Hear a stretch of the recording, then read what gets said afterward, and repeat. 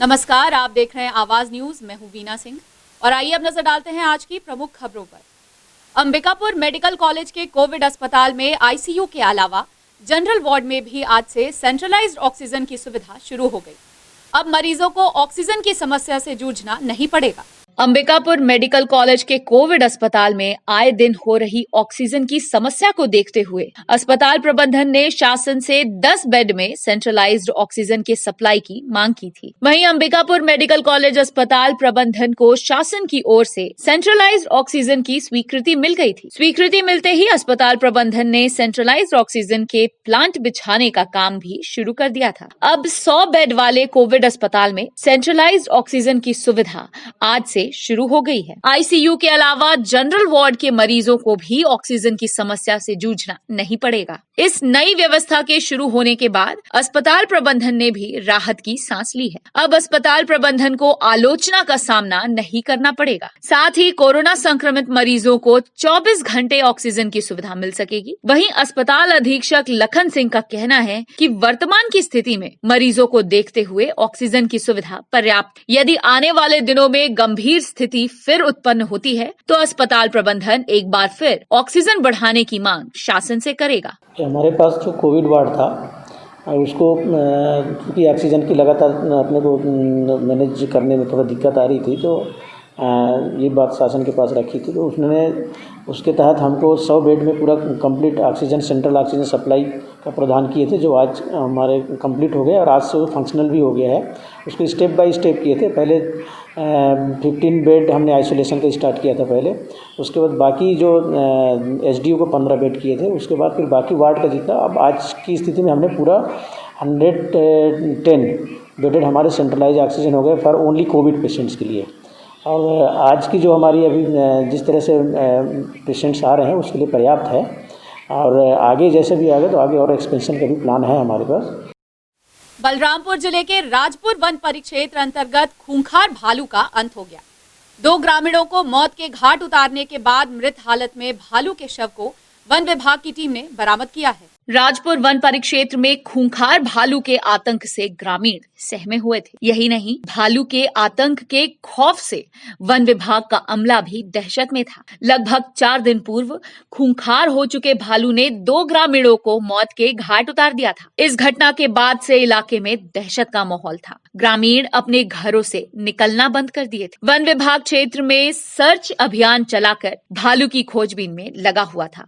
यही नहीं, 2 दिन पूर्व जब वन विभाग का अमला भालू की तलाश में जुटा हुआ था तो उसी दौरान भालू ने वन अमले पर अचानक हमला कर दिया। हालांकि इस दौरान वन विभाग टीम के सभी सदस्य वाहनों में सवार थे, जिस वजह से भालू वन अमले को क्षति नहीं पहुंचा सका। लेकिन आधे घंटे तक भालू वन विभाग के वाहनों पर लगातार हमला करते रहा। इसके बाद वह जंगल की ओर भाग निकला। रात होने की वजह से वन विभाग की टीम ने भालू का पीछा करना बंद कर दिया। वहीं सोमवार की सुबह भालू को पकड़ने के लिए वन अमला एक बार फिर जंगल की ओर रवाना हो गया। इस दौरान टीम के एक सदस्य ने भालू को झाड़ियों में पड़ा हुआ देखा। इसके बाद वन विभाग की टीम ने एक बार फिर भालू को पकड़ने का प्रयास किया, लेकिन भालू झाड़ियों में जस का तस पड़ा रहा। वहीं जब वन अमले ने नजदीक जाकर देखा तो भालू की मौत हो चुकी थी। वन विभाग के अधिकारियों के मुताबिक भालू के कई अंगों में घाव के निशान थे, जिस वजह से भालू खूंखार हो गया और उसकी मौत हो गई। वहीं वन अमला भालू के शव को बरामद कर पीएम पश्चात उसका अंतिम संस्कार करेगा। जैसा कि आप लोगों को पता ही है कि परसों यहाँ पर 2 लोगों को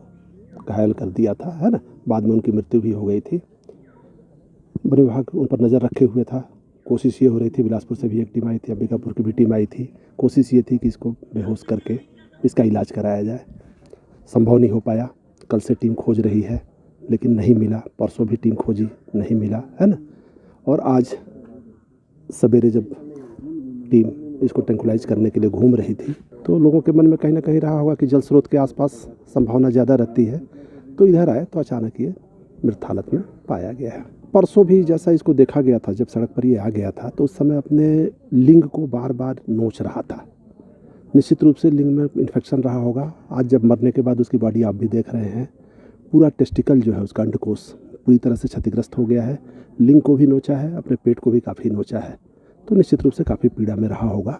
अभी इसका पोस्टमार्टम करने के लिए आ गए हैं, यहाँ के पशु चिकित्सक आ गए हैं, बिलासपुर से जो टीम आई थी उसमें भी पशु चिकित्सक है एक।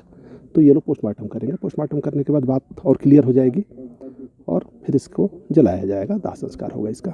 3 दिवस पहले जो भालू ने 2 लोगों को हमला करके जो जान मार दिया था, इसमें ये इस क्षेत्र में 4-5 गांव में इतना ज़्यादा दहशत था कि लोग रात को कोई भी घर से निकलता नहीं था।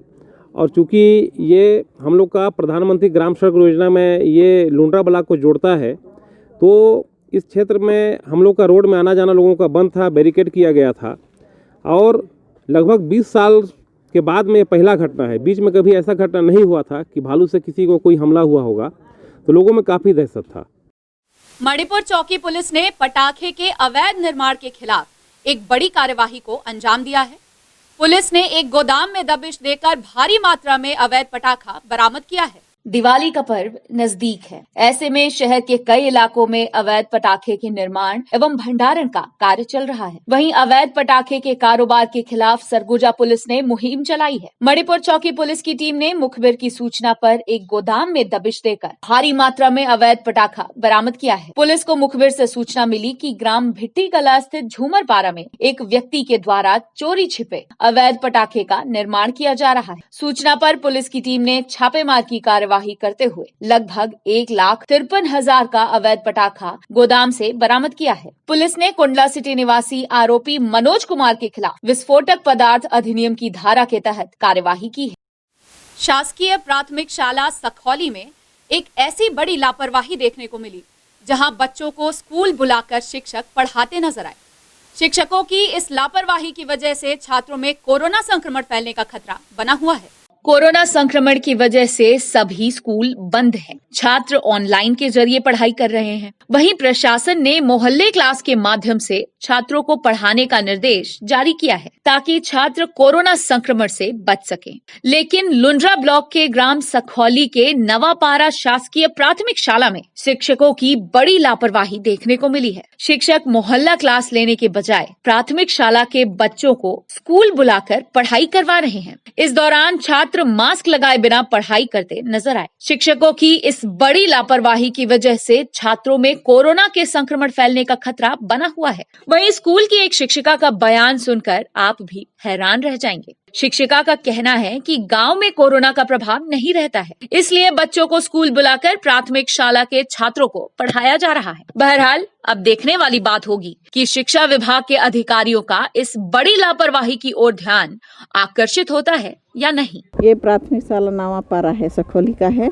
यहाँ 1 से 5वीं तक के बच्चे हैं, तो संख्या की दृष्टि से हम लोग 9 बजे से 11 बजे तक छोटे बच्चों को यानी पहले से लेकर पहली और दूसरी को बैठाते हैं। फिर उनको 11 साढ़े 11 बजे छुट्टी देने के बाद तीसरी चौथी और 5वीं को पढ़ाते हैं। यही शाला प्रांगण और इधर वो पीपल पेड़ के नीचे अलग अलग करके बैठाते हैं। गांव में तो इतना ज़्यादा कोरोना का वो नहीं पता चलता है, इसलिए जैसे मोहल्ला में हम लोग को पढ़ाने के लिए कहा गया है, तो सुविधा की दृष्टि से हम लोग स्कूल प्रांगण या दूर दूर ऐसे बच्चों को अलग अलग कक्षाएं लगाते हैं। पहली से दूसरी 2 क्लास को 9 बजे से 11 साढ़े 11 कभी 12 बजे तक लेते हैं, और जो है बाकी तीसरी चौथी 5वीं वालों को 11:30 बजे के बाद 1-1:30 बजे तक उसको रखते हैं। अभी कोरोना महामारी इधर थोड़ा गांव तरफ में उतना प्रभावशील नहीं है, तो थोड़ा सा सभी लोग भाई उतना सावधानी नहीं बरत रहे हैं, मान के चलिए, लेकिन बरतना तो चाहिए हम सबको भी। अभी तक कुछ दिन तक लगा रहे थे, अभी जो है अब अपना अपना बैग में कोई रखे रहते हैं, कोई देखने से तो लापरवाही बरतने जैसे लग रहा है। क्योंकि खबरों का सिलसिला जारी रहेगा, लौटते एक छोटे से ब्रेक के बाद।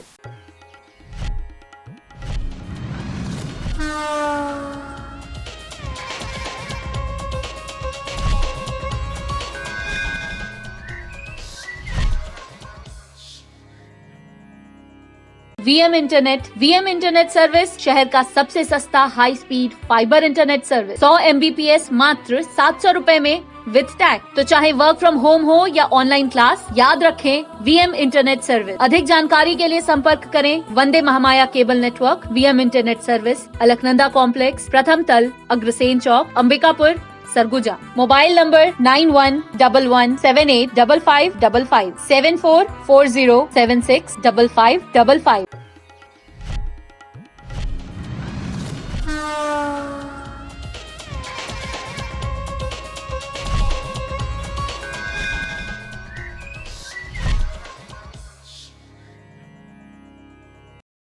ब्रेक के बाद आपका स्वागत है। आइए बढ़ते हैं अगली खबर की ओर। भटगांव विधायक पारसनाथ राजवाड़े कोरोना से संक्रमित पाए गए हैं। उनकी रिपोर्ट पॉजिटिव आने के बाद स्वास्थ्य मंत्री TS सिंहदेव ने खुद को क्वारंटाइन कर लिया है। दरअसल मंत्री TS सिंहदेव भटगांव विधायक के साथ मरवाही उपचुनाव के प्रचार के लिए गए हुए थे। वे वहां लगातार उनके साथ कांग्रेस प्रत्याशी के पक्ष में प्रचार कर रहे थे। चूंकि पारसनाथ राजवाड़े पॉजिटिव आ गए हैं, लिहाजा एहतियातन TS सिंहदेव ने खुद को क्वारंटाइन कर लिया है। सरगुजा के पूर्व सांसद कमल भान सिंह के पुत्र देवेंद्र प्रताप सिंह पर महिला रसोइया से मारपीट करने का गंभीर आरोप लगा है। पीड़ित महिलाओं की शिकायत पर लखनपुर पुलिस ने आरोपी सांसद पुत्र के खिलाफ अपराध दर्ज कर लिया है। लखनपुर थाना क्षेत्र के ग्राम जमगला स्थित कन्या छात्रावास में घुसकर सरगुजा के पूर्व सांसद कमल भान सिंह के पुत्र देवेंद्र प्रताप सिंह ने 2 महिला रसोइया के साथ मारपीट की वारदात को अंजाम दिया है। घटना 29 अक्टूबर की देर रात की है। पीड़ित महिलाओं का आरोप है कि कुछ दिन पूर्व कन्या छात्रावास से सटे एक भवन में चोरी हुई थी। इसी बात को लेकर सांसद पुत्र अपने अन्य साथियों के साथ रात के दौरान कन्या छात्रावास का गेट तोड़कर अंदर घुस गया। इसके बाद सांसद पुत्र ने चोरी का आरोप लगाते हुए 2 महिला रसोइयों को जमकर पीटा। आरोपी देवेंद्र प्रताप सिंह शराब के नशे में था और वह किसी की एक नहीं सुना। वहीं महिलाओं की पिटाई करने के बाद वह मौके से फरार हो गया। इसके बाद पीड़ित महिलाओं ने आरोपी के खिलाफ लखनपुर थाने में शिकायत दर्ज कराई। पीड़ितों की शिकायत पर पुलिस ने सांसद पुत्र के खिलाफ अपराध तो दर्ज कर लिया, लेकिन उसकी अब तक गिरफ्तारी नहीं हो सकी। वहीं पीड़ित महिलाएं कलेक्टर को ज्ञापन सौंपकर न्याय दिलाने और आरोपी सांसद पुत्र के खिलाफ कड़ी से कड़ी कार्यवाही करने की मांग कर रही हैं। यहाँ हम का बोलते हैं कि कमल भांज के बेटा देवेंद्र रात में 10 बजे का बोलते हैं गेट को खटखटा रहा था, तो मैं उठी तो बोली काहे खटखटा रहे हो, तो कहीं कि टीवी का आवाज़ में कहीं सुनाई नहीं दे रहा है तो लात मार रहे हैं। और इतने ही में गेट खुल गया। गेट खुला तो बोले कि ड्यूटी करने आते हो कि चोरी करवाने आते हो। तो मैं बोली जो भी काम है उसको दोपहर में आके बोलिएगा, ऐसे कहके। तो वैसे उतने ही में फिर मारपीट करने लगा। वहाँ वही रात में लड़ाई झगड़ा हुआ, देवेंद्र घुस के उसी का शिकायत लिखा है। बस 11 बजे रात में आए, 10-11 के बीच में, फिर गेट को लात मारे, पिए थे शराब। हाँ, शराब पी के आए थे। तो दीदी निकली और बोली इतना रात को काहे आए हैं, तो बोले क्यों काहे नहीं आ सकते हैं, तो बोले कि कन्या हॉस्टल में अलाउ नहीं है जेंट्स। लुंड्रा विकास खंड के ग्राम पंचायत सहनपुर में एकलव्य आवासीय विद्यालय एवं गोठान के आरक्षित भूमि विवादों में है। गांव के कुछ ग्रामीणों ने उप सरपंच पर कब्जा करने का आरोप लगाया है। वहीं उप सरपंच ने आरोप को निराधार बताते हुए मामले की शिकायत कलेक्टर से की है। लुंड्रा विधानसभा क्षेत्र के ग्राम पंचायत सहनपुर में एकलव्य आवासीय विद्यालय एवं गोठान के लिए प्रशासन ने भूमि आरक्षित किया है, लेकिन आरक्षित भूमि पर एकलव्य विद्यालय एवं गोठान का निर्माण कार्य शुरू नहीं हो सका है। वहीं एकलव्य विद्यालय एवं गोठान के लिए आरक्षित भूमि पर कब्जा करने का विवाद गरमाने लगा है। कुछ दिन पूर्व ग्राम पंचायत सहनपुर के ग्रामीणों ने उप सरपंच दिनेश कुमार जायसवाल व अन्य के खिलाफ आरक्षित भूमि पर कब्जा करने का आरोप लगाया था। वहीं इस मामले की शिकायत ग्रामीणों ने कलेक्टर से की थी। इस मामले की जांच होती इससे पहले उप सरपंच ने जमीन कब्जा करने के आरोप को निराधार बताते हुए ग्रामीणों के खिलाफ कलेक्टर से शिकायत की है। उप सरपंच का कहना है कि ग्रामीणों द्वारा झूठा आरोप लगाया गया है, जबकि गांव के ही अन्य व्यक्तियों द्वारा आरक्षित भूमि पर कब्जा किया जा रहा है। उप सरपंच ने कलेक्टर को ज्ञापन सौंपकर मांग की है कि कब्जा हटाने की कार्यवाही की जाए, साथ ही आरक्षित भूमि पर एकलव्य विद्यालय एवं गोठान का निर्माण कार्य शुरू किया जाए। कुछ ग्रामीणों के द्वारा मेरे ऊपर एवं पंचायत के कुछ सदस्यों के ऊपर ये आरोप लगाया गया है कि ये लोग बेजा कब्जा किए हैं, उसको हटवा कर हम षड्यंत्रपूर्वक अपना लेना चाहते हैं, जबकि ऐसा कुछ नहीं है। शासन से उस उक्त भूमि पर एकलव्य आवासीय विद्यालय हेतु आरक्षित किया गया है, तो उसमें एकलव्य आवासीय विद्यालय बनना है, जबकि किसी की मंशा नहीं है उसमें कब्जा करने की। उनके द्वारा माननीय कलेक्टर महोदय के पास शिकायत किया गया है कि हमारे गांव के कुछ लोगों के द्वारा, विशेषकर उप सरपंच के द्वारा, कि इनके द्वारा षड्यंत्रपूर्वक उक्त भूमि को हथियाने का प्रयास किया जा रहा है। सरगुजा जिले में नशे के खिलाफ चल रहे अभियान के तहत मणिपुर चौकी पुलिस को एक बड़ी कामयाबी हाथ लगी है। पुलिस ने गांजे के साथ एक महिला सहित शराब बेचते 2 आरोपियों को गिरफ्तार किया है। मणिपुर चौकी पुलिस ने मुखबिर की सूचना पर रविवार की शाम एक महिला को गांजा बेचते गिरफ्तार किया है। इसके अलावा पुलिस को मुखबिर से सूचना मिली कि 2 व्यक्ति देशी शराब का जखीरा अपने पास रखे हुए हैं। सूचना पर पुलिस की टीम ने दोनों आरोपियों को देशी शराब के साथ धर दबोचा। पुलिस ने आरोपियों के पास से 60 लीटर देशी शराब जब्त किया है। वहीं मणिपुर पुलिस ने आरोपी महिला के खिलाफ NDPS एक्ट व शराब के प्रकरण में अन्य 2 आरोपियों के खिलाफ आबकारी एक्ट के तहत कार्यवाही कर उन्हें जेल भेज दिया है। माननीय पुलिस महानिरीक्षक महोदय और DGP सर के दिशा निर्देश पर जो नशे के खिलाफ अभियान यहाँ पे चलाया जा रहा है, उसमें SP सर के द्वारा एक टीम बनाई गई है और उसके द्वारा आज फिर कार्रवाई की गई है। इसमें मणिपुर चौकी क्षेत्र में एक महिला से 1 किलो 100 ग्राम के लगभग गांजा जब्त किया गया है। 20 NDPS एक्ट के तहत उसके खिलाफ कार्रवाई की जा रही है। इसी तरीके से मेडिकल कॉलेज रोड पर भी शराब के खिलाफ कार्रवाई की गई। इसमें लगभग 60 लीटर शराब की जब्ती की गई है। इसमें 2 आरोपियों को गिरफ्तार किया गया है। बुलेटिन में फिलहाल सिर्फ इतना ही। शहर से जुड़ी खबरों के लिए देखते रहिए आवाज न्यूज। इस न्यूज के स्पॉन्सर हैं VM इंटरनेट, अलकनंदा कॉम्प्लेक्स, प्रथम तल, Agrasen Chowk, Ambikapur, Surguja, Chhattisgarh. VM internet service शहर का सबसे सस्ता high speed fibre internet service. 100 Mbps मात्र 700 रुपए में विद टैग। तो चाहे वर्क फ्रॉम होम हो या ऑनलाइन क्लास, याद रखें VM इंटरनेट सर्विस। अधिक जानकारी के लिए संपर्क करें Vande Mahamaya cable network. VM internet service, Alaknanda complex, प्रथम तल, अग्रसेन चौक, अंबिकापुर, सरगुजा। Mobile number 9111785555 7440765555।